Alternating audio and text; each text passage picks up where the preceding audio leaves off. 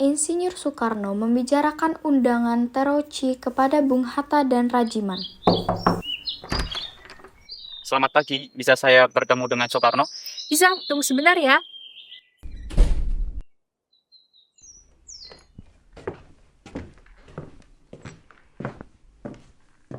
Coba dia ada tamu. Suruh dia masuk kemari. Silakan masuk, Bung Karno ada di dalam. Baiklah.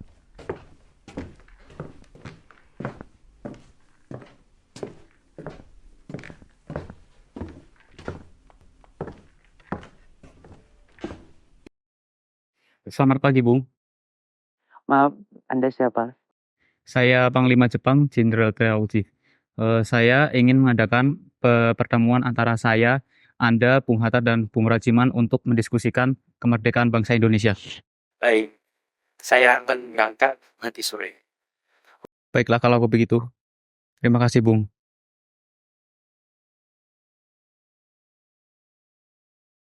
Keesokan harinya, Insinyur Soekarno, Bung Hatta, dan Rajiman tiba di Dalat, Vietnam. Mereka dijemput oleh Terauchi. Pagi Bung, pagi. Selamat pagi Bung. Kedatangan saya sini untuk menyampaikan pesan dari Terauchi kepada kita bertiga untuk pergi ke Dalat, Vietnam. Oke. Untuk apa kita ke sana? Kita ke sana untuk membahas persiapan kemerdekaan Indonesia. Baik. Pagi hari setelah menginap di hotel, Soekarno dan kawan-kawan bertemu Terauchi dan melakukan perbincangan. Selamat datang, Bung. Kapan dan di mana kita akan bicarakan perihal masalah ini? Kita akan mengadakan pertemuan esok lusa di rumah saya. Sampai bertemu besok, Bung.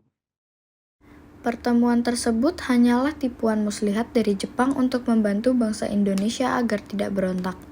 Soekarno dan kawan-kawan pun kembali ke Indonesia. Sebelum pulang mereka singgah ke Singapura untuk menemui 3 pimpinan PPKI. Soekarno selanjutnya mencari tahu bahwa Jepang telah menyerah pada sekutu. Hari berikutnya Soekarno dan kawan-kawan melakukan rapat koordinasi. Bung Karno, Hatta, dan Rajiman kembali diundang ke Singapura menemui 3 pimpinan PPKI. Dalam perjalanan mereka berbincang. Kami akan memberikan kemerdekaan bagi bangsa Indonesia sehingga terbentuknya PPKI kemarin akan membantu. Lalu, apa saja tugas PPKI? PPKI akan membahas semua kelengkapan negara pada saat proklamasi. Lalu, kapan untuk pelaksanaan proklamasinya? Tak perlu khawatir, kami belum menentukannya, tapi Jepang tetap akan memberikan kemerdekaan bagi bangsa Indonesia. Apakah wilayah Indonesia akan meliputi seluruh wilayah Hindia Belanda? Mungkin bisa jadi wilayah Indonesia akan meliputi wilayah tersebut. Setelah mengetahui kekalahan Jepang dari siaran radio BBC, para pemuda menemui Insinyur Soekarno dan Hatta di rumahnya di Jalan Pegangsaan Timur nomor 56 Jakarta untuk mendesak Insinyur Soekarno dan Hatta yang mengumumkan kemerdekaan saat itu juga dengan Sultan Syahrir sebagai juru bicara. Rasanya, Bung, saya belum yakin jika Jepang telah menyerah kepada sekutu. Kalau begitu, kita perlu diskusi lebih lanjut dengan tokoh-tokoh di Indonesia. Lalu, Bung, siapa saja tokohnya? Baik golongan tua maupun golongan muda harus mempersiapkan kemerdekaan Indonesia. Dengan demikian, usaha para pemuda dengan juru bicara Sultan Syahrir untuk membujuk Insinyur Soekarno agar segera memproklamasikan kemerdekaan mengalami kegagalan. Setelah mengalami kegagalan membujuk Bung Karno, maka para pemuda kembali mengadakan rapat dengan Khairul Saleh sebagai pemimpin. Bung Karno, Jepang sudah kalah. Kita harus cepat memproklamasikan kemerdekaan. Kita tidak bisa begitu saja untuk menyatakan kemerdekaan Indonesia. Kita harus mempersiapkan terlebih dahulu di sidang PPKI. Tapi Bung Karno, kita tidak bisa membicarakannya dalam PPKI. Karena PPKI itu dibentuk oleh Jepang. Kemerdekaan Indonesia itu harus dari hasil usaha rakyat Indonesia, bukan pemberian negara lain. Bukan begitu, Bung. Tapi sudah seharusnya kita membicarakan hal ini dalam sidang PPKI. Karena PPKI telah dibentuk untuk mempersiapkan kemerdekaan Indonesia.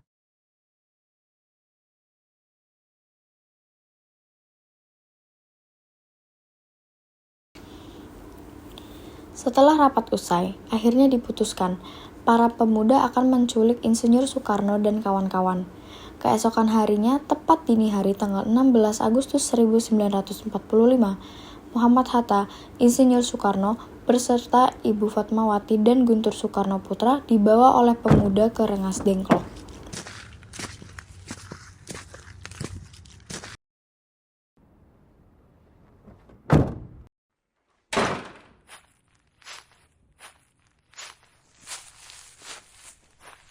Ada apa ini?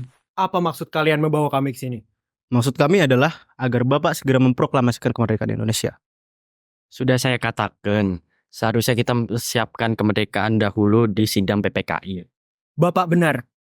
Karena persiapan kemerdekaan adalah tugas PPKI. Lagi pula, Bapak kan ketua PPKI. Tidak mungkin Bapak mengambil keputusan tanpa memperhatikan anggota yang lain. Setelah sampai di sana, Ahmad Subarjo akhirnya menjemput Soekarno dan kawan-kawan. Selain itu, Ahmad Subarjo berhasil meyakinkan para pemuda untuk tidak berburu-buru memproklamasikan kemerdekaan. Sekitar pukul 23.00, rombongan Soekarno sampai di Jakarta untuk sesaat pulang ke tempat masing-masing. Lalu langsung menuju rumah Laksamana Maeda untuk merumuskan naskah proklamasi. Mari Pak, saya antar ke Rengas Dengklok. Ayo, saya rasa di sana akan terjadi perdebatan yang sengit. Mari Pak, kita segera berangkat. Dengan memegang kertas dan bolpoin, perundingan yang ditaklukkan antara golongan muda dan golongan tua itu berjalan lancar. Silakan masuk, Bapak-bapak. Tunggu dulu, Bung. Bagaimana mungkin kita akan merumuskan teks proklamasi di rumah seorang laksamana Jepang? Tenanglah kalian semua. Selama kalian berada di rumah saya, keselamatan Anda akan terjamin. Lalu di ruangan mana kami bisa merumuskannya? Silakan, Bung. Anda bisa berdiskusi di ruang makan saya. Silakan, Bung. Mari duduk.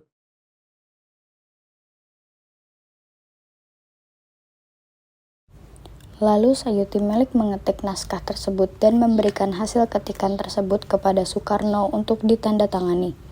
Perumusan tersebut selesai pada dini hari 17 Agustus 1945. Setelah selesai diketik di hari itu juga, tepatnya hari Jumat 17 Agustus 1945, pembacaan proklamasi kemerdekaan Indonesia akan dilaksanakan di lapangan Ikada. Namun karena alasan keamanan, maka dipindah ke kediaman Soekarno. Terjadi sedikit perbincangan antara Soekarno, Fatmawati, Latif Hendraningrat, dan Suhut. Bagaimana jika kita mengambil bunyi rumusan BPUPKI dengan bunyi kami bangsa Indonesia dengan ini menyatakan kemerdekaannya? Itu boleh juga. Menurut saya, perlu ada pernyataan tentang pengalihan kekuasaan seperti ini. Hal-hal mengenai pengalihan kekuasaan dan hal yang lainnya dapat diselenggarakan dengan cara yang seksama dalam tempo yang sesingkat-singkatnya. Bagaimana bila naskah ini kita tanda tangan bersama? Bila seperti itu, maka akan ada banyak tanda tangan, Pak. Bagaimana jika Pak Karno saja yang menandatangani? Dengan Pak Hatta juga?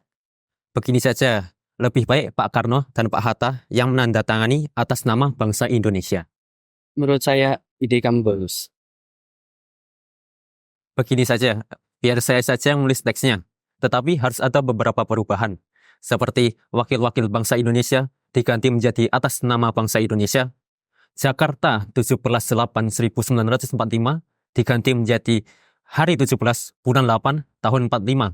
Dan juga Tempo diganti menjadi Tempo. Pak, kita membutuhkan bendera merah putih untuk dikibarkan sebagai tanda kemerdekaan Indonesia. Ya, saya sudah tahu. Istri saya sudah menjahitkannya. Bapak, ini bendera sudah terjahitkan.